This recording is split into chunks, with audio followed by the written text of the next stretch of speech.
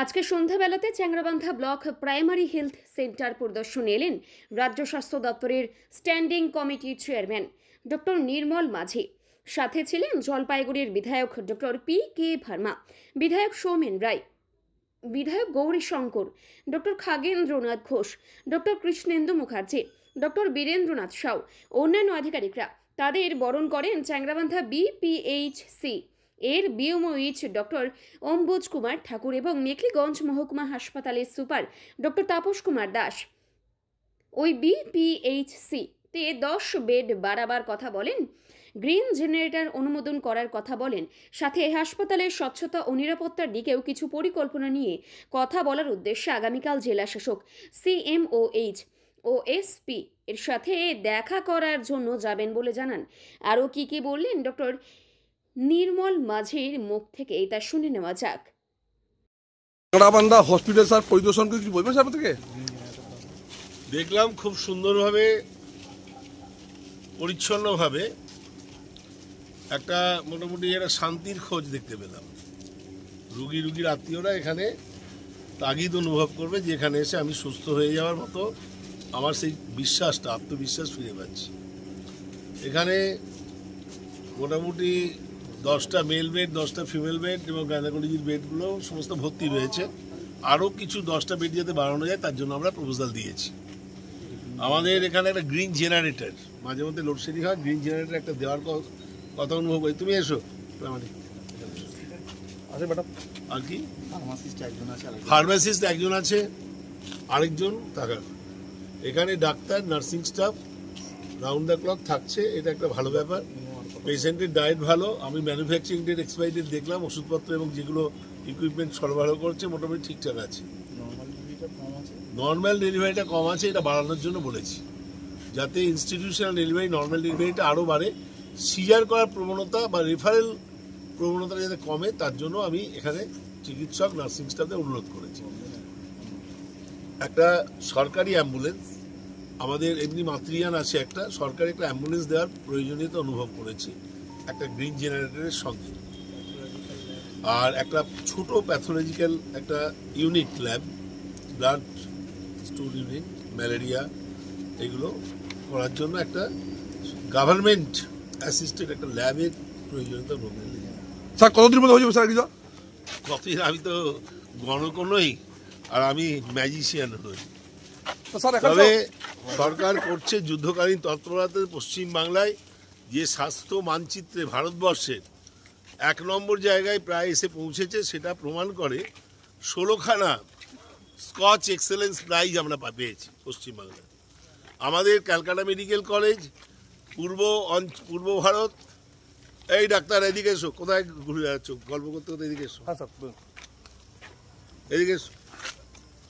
পূর্ব ভারতের এবং medical college, ICMR এনেই পূর্ব ভারতের 1 নম্বর মেডিকেল কলেজ এবং ভারতবর্ষের মধ্যে 9 নম্বর ক্যালকাটা মেডিকেল কলেজ স্থান পেয়েছে।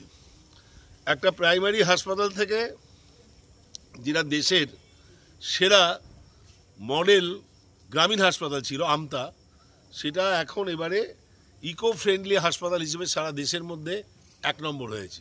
হাসপাতালের বর্জ্য জলগুলো, অপারেশন থিয়েটারের বর্জ্য জলগুলো, সেগুলোকে রিসাইক্লিং করে আমরা সেটাকে একবারে পরিশ্রুত পানীয় জলের আমরা কনভার্ট করছি। এটা দেশে প্রথম আমাদের হাওড়া জেলার আমতাতে হয়েছে।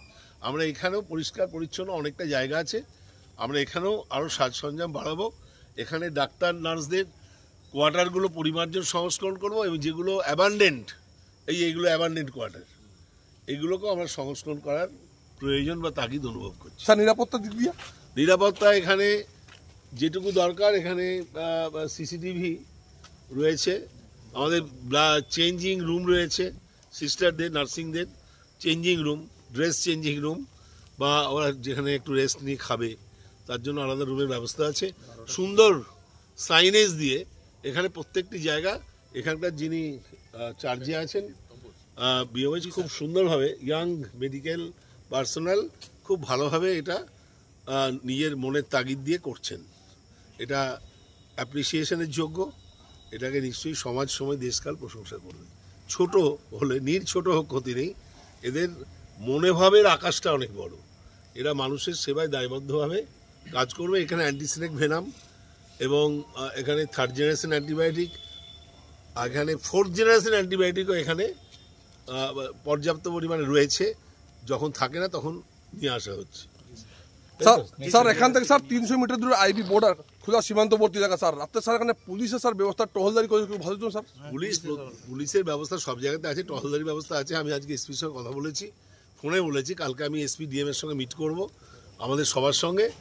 এখানে ওই বাইক পুলিশ এবং মোবাইল পেট্রোলিং এর ব্যবস্থার জন্য স্পেশালি বলবো, এরা করে নিশ্চয়ই, কেউ যাতে করে কালকে মিটিংয়ে নিশ্চয়ই তুলবো এটা। আমরা অলরেডি রায়গঞ্জে তুলে এলাম, রায়গঞ্জে ব্যবস্থা হয়ে গেছে, পর্যাপ্ত পরিমাণে সিসিটিভিও আছে, ওয়াশরুম আছে, ড্রেস চেঞ্জিং রুম রয়েছে এবং নিরাপত্তা ব্যাপারটা আপেক্ষিক। রাজীব গান্ধী, ইন্দিরা গান্ধী প্রাইম মিনিস্টার থাকাকালীন ওদের 1,500 নিরাপত্তা রক্ষী কার্বাইন AK-47 দিয়ে নিরাপত্তা সুনিশ্চিত করতে পারেনি।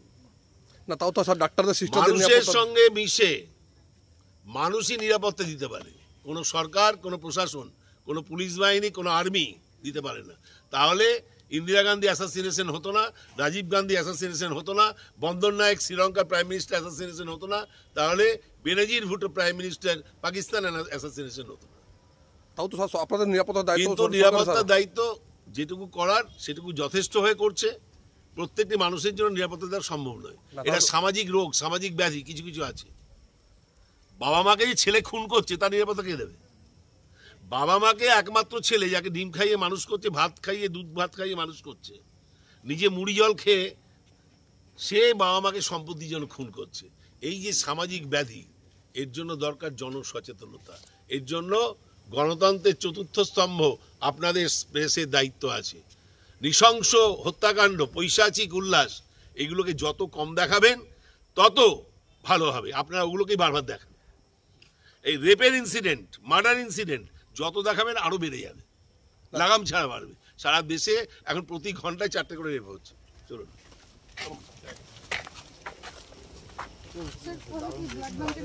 সেপারেটর দিয়ে আপনার সমস্ত রকমের ব্লাড ব্যাংকের ব্যবস্থার জন্য আমরা কালকে মিটিংয়ে বলবো। হ্যাঁ স্যার বিধায়ক পরেশ বাবু বারবার চেষ্টা করে যাচ্ছে। বিধায়ক চেষ্টা করার ব্যাপার নেই, এটা স্বাস্থ্য দপ্তর করছে এবং যে দপ্তরের মাথায় বসে আছে খোদ মুখ্যমন্ত্রী। এটা কোনো রাজ্যে নেই যে মুখ্যমন্ত্রী নিজে স্বাস্থ্যমন্ত্রী, এটা কোনো রাজ্যে নেই। কারণ তিনি স্বাস্থ্যটাকে নিজের অন্তরের মতো দেখেন, অন্তরের মতো ভালোবাসেন। এবং এখানে যে হিস্টোরিক এন্ডেভিয়ার, যে তাৎপর্যপূর্ণ নবজাগরণ হয়েছে স্বাস্থ্যক্ষেত্রে, এটা বলাই বাহুল্য। আমাদের আগে মেডিকেল কলেজ 7টা ছিল বামফ্রন্ট জমানায়, 1977 সালে থেকে। আমাদের এখন 2011-তে এটা হয়ে গেছে প্রাইভেট মিলিয়ে 40টার বেশি।